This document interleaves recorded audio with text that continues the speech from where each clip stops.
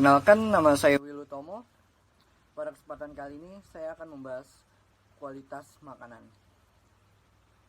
Kualitas makanan tidak terbatas pada satu aspek saja, mencakup pada aspek lainnya. Misalnya aspek sosiologis dan aspek ekologis.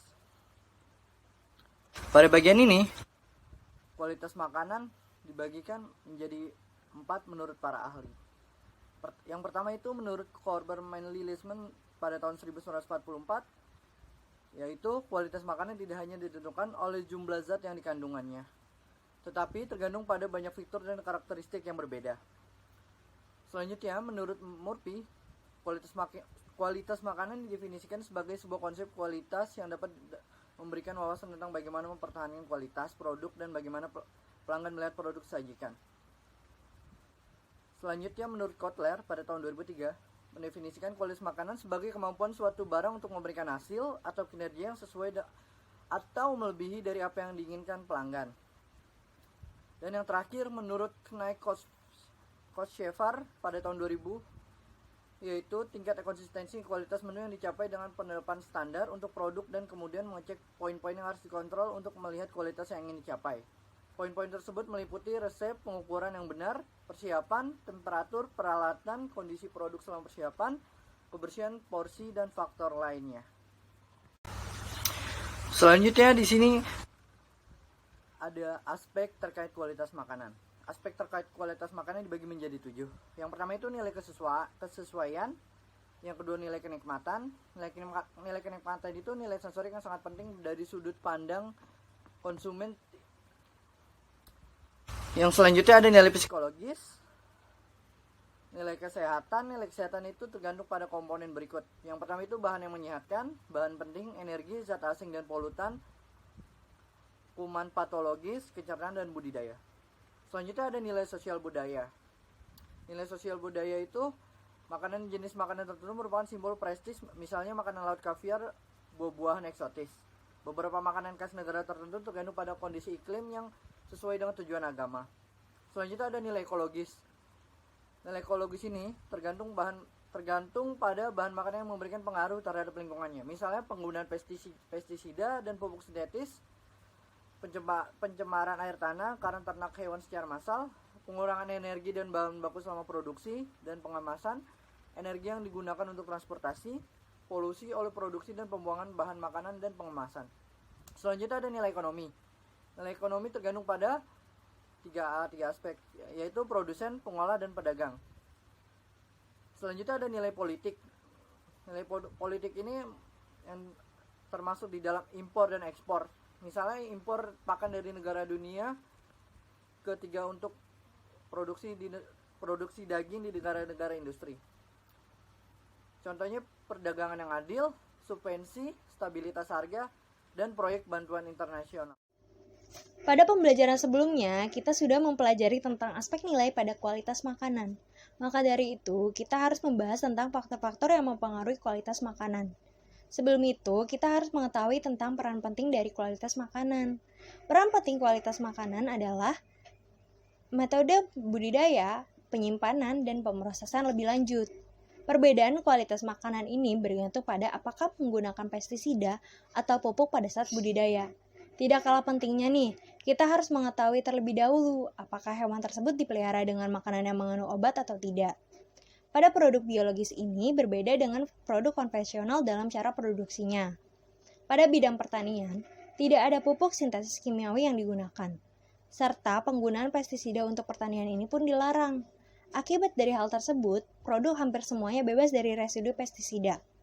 Ada juga beberapa makanan yang dibuat dengan dimodifikasi secara genetik. Penyimpanan makanan pun harus diperhatikan, karena makanan dapat membusuk atau menjadi berbahaya oleh jamur atau bakteri dan racun yang dihasilkan oleh makanan tersebut, yang menyebabkan makanan sudah tidak bisa dikonsumsi lagi. Saat makanan diproses, ada adiktif yang ditambahkan, karena beberapa adiktif secara teknik ini diperlukan, dengan tujuan untuk meningkatkan rasa atau hanya membuat produk tersebut terlihat lebih baik dengan penambahan pengawet, penambah rasa, pewarna, dan lain-lain.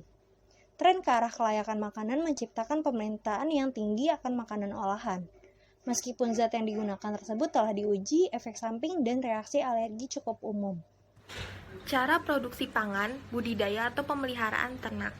Dalam menilai kualitas makanan, salah satu kriteria yang diperlukan yaitu menilai bagaimana cara produksi pangan tersebut diolah. Budidaya olahan makanan sangat beragam, oleh karena itu, semua olahan makanan tidak dapat diproduksi dengan cara yang sama, karena setiap makanan memiliki bahan atau kandungan gizi yang berbeda, dan diperlukannya pengolahan yang benar. Yang pertama adalah makanan yang diproduksi secara konvensional. Bioteknologi konvensional memanfaatkan mikroorganisme secara utuh dan tidak diproduksi dalam jumlah yang sangat besar. Oleh karena itu, meskipun bisa diproduksi secara massal melalui pabrik, tetapi tidak bisa diproduksi dengan jumlah yang besar. Bioteknologi konvensional ini menggunakan teknik fermentasi. Dengan melakukan proses fermentasi, maka akan terjadi perubahan sifat substrat dan senyawa yang lebih sederhana dan pada akhirnya akan menghasilkan senyawa asam dan gas. Yang kedua yaitu makanan hasil rekayasa genetika. Makanan hasil rekayasa genetika adalah organisme hidup, bagian-bagiannya dan atau hasil olahannya yang mempunyai susunan genetik baru dari hasil penerapan bioteknologi modern. Makanan hasil rekayasa genetika merupakan sebuah inovasi dalam bidang pertanian yang keamanan dan manfaatnya belum diakui secara konsensus dan universal. Salah satu jenis makanan yang merupakan hasil rekayasa genetika yaitu adalah kedelai, jagung, dan juga tebu. Yang ketiga adalah makanan yang diproduksi secara biologis. Tidak jauh berbeda dengan hasil produk konvensional, pengolahan makanannya yaitu dengan cara fermentasi.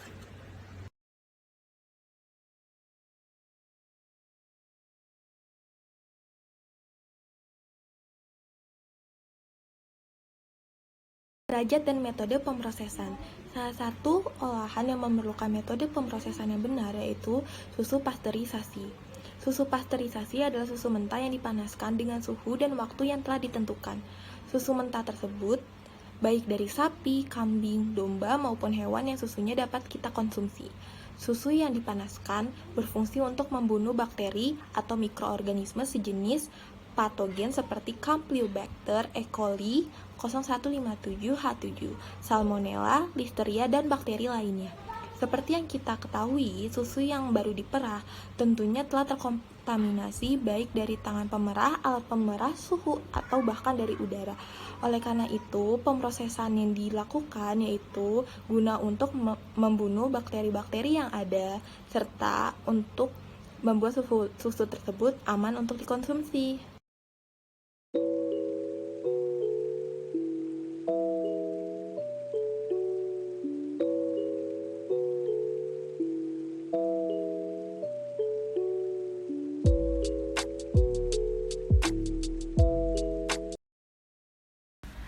Bagaimana cara mengetahui sebuah produk bebas dari bahan-bahan berbahaya? Jadi, hukum sudah mengatur dan menetapkan tentang nilai-nilai yang membatasi bahan-bahan yang bisa dibilang dengan bahan berbahaya. Sebuah lembaga juga melindungi konsumen dengan cara mengadakan pengecekan secara berkala. Lembaga yang diberi kewenangan oleh pemerintah secara berkala akan memeriksa cara pembuatan produk dari lapangan ke rak supermarket. Perusahaan yang memproduksi makanan biologis biasanya diperiksa tanpa pemberitahuan sebelumnya dan setidaknya setahun sekali.